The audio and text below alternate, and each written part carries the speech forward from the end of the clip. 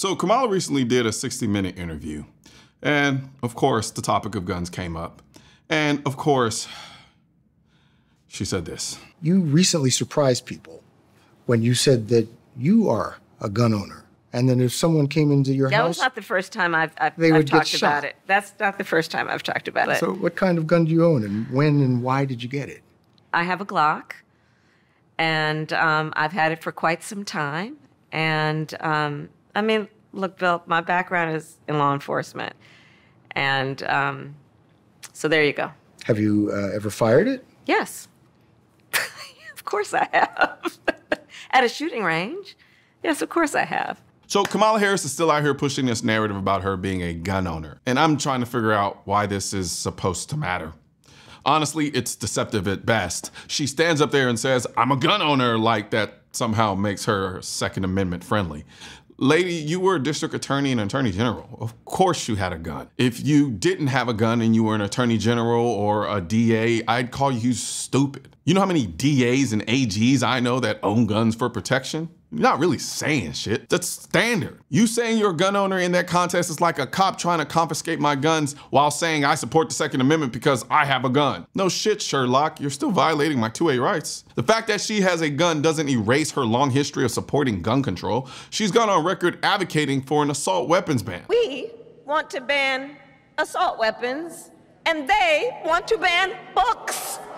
While you try to create safe and welcoming places where our children can learn, extremists attack our freedom to live safe from gun violence. We need reasonable gun safety laws. There's no reason why we have assault weapons on the streets of a civil society. They are weapons of war. They are designed to kill a lot of people quickly. And it is a false choice to suggest you are either in favor of the Second Amendment or you want to take everyone's guns away.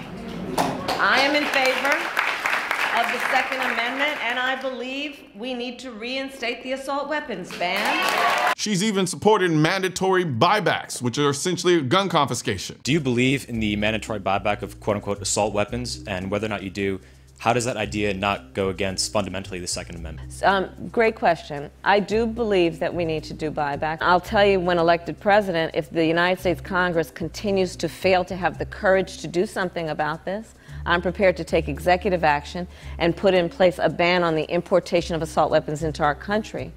But we still have to deal with the over 2 million assault weapons that are currently in the streets of America. And so a buyback program is a good idea. She tried to convince the Supreme Court citizens don't have an individual right to own guns. Kamala led a group of prosecutors that tried to convince the Supreme Court that you don't have an individual right to own a gun, arguing that if the court ruled that you do have an individual right to own a gun, it would endanger state and local firearm laws. She even attempted to ban all the guns in San Francisco at one point. Proposition H. Proposition H banned the manufacture, distribution, sale, and transfer of firearms and ammunition within San Francisco, and banned city residents from possessing handguns within San Francisco, and confiscated the guns people already had by giving them 4 months to turn them in without legal consequence. Not only did Kamala support this law, she sponsored it. Although Mayor Gavin Newsom, who has not taken position, several of the city's most liberal leaders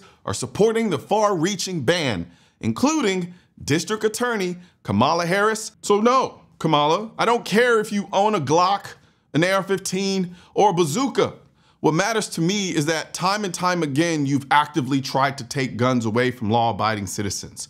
Owning a gun for yourself while supporting policies that restrict everyone else's right to own one doesn't make you pro-Second Amendment. It makes you a political elitist. You want the privilege of owning a gun, but you're not fighting for the rights of everyday Americans to do the same. Where's your support of national concealed carry reciprocity? Are you okay with me taking my Texas CHL and carrying in California? I guarantee you're not. She's never advocated for anything like that. This whole I own a gun shtick is just an attempt to win over moderates. She's trying to distance herself from her hard anti-gun stance because she's losing support from the middle of the road voters. But it doesn't change the fact that she's consistently pushed for policies that undermine the Second Amendment. She's the same person who has openly talked about using executive orders to push gun control. So much so that even Joe Biden had to tell her, you can't do that, Kamala, it's unconstitutional. They said, I'm going to issue an executive order. Biden saying there's no constitutional authority to issue that executive order when they say I'm going to eliminate assault weapons, saying you can't do it by executive order any more than Trump can do things when he says he can do it by executive order. Does the vice president have a point there? Some things you can. Many things you can't. Let's let the senator answer. Well, I mean, I would just say, hey, Joe, instead of saying no, we can't, let's say yes, we can. Let's be constitutional. We got a constitution. And yes, we can. And another thing, she owns a Glock, right? Well, let's talk about California's gun laws for a second. There's this thing called the California roster of handguns, which limits the type of guns people can legally buy in the state. Guess what? Most Glocks aren't on that roster. There's only one generation of Glock you can buy legally, and it's an older model. So either she got a Gen 3 Glock or she bypassed the law by buying it from a cop or getting it out of state. Either way, it just highlights how stupid and hypocritical these gun laws are. If Kamala Harris can own a Glock in California, how unsafe can it really be just to let that Glock and all other Glocks and other guns be allowed in the state? Let's be real. These laws only hurt law-abiding citizens. Criminals don't care about rosters, restrictions, or any of that. They get their guns off of the street, across state lines, or through illegal means. Meanwhile, the average Californian is stuck with fewer and fewer options because of this stupid arbitrary rule. AR-15s are some of the most common firearms in the country. There are over 20 million of them. Add in other semi-autos and you're looking at over 44 million guns that could be affected. She's not talking about confiscating some rare military grade weaponry. She's coming after guns that millions of Americans own and use legally. So no, Kamala, being a gun owner doesn't impress me. It doesn't erase her anti-gun history. It just shows that she'll say whatever it takes to get votes. And if you're sitting there thinking, well, she's a gun owner, so I'm not worried about her coming after my guns, don't fall for it. She wasn't saying any of this when she was pushing gun control as vice president. She's pandering, plain and simple. At the end of the day, owning a gun doesn't make you pro-Second Amendment. Standing up for the right of everyone else to own and carry a firearm for self-defense, that is pro-Second Amendment. That's what matters. And Kamala Harris has never done that. All she's ever said was, I own a gun, I have a gun, I have a gun too, I own a gun. If you come in my house, I'll shoot you. But no, I'm playing, I was just joking, but I have a gun, and if you come in my house, I'll shoot you. No, I'm playing, no.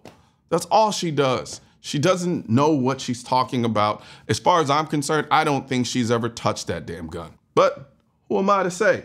All I can tell you is we have the elections coming up and it's about that time to start voting. So just make sure you have the proper voting attire when you go there.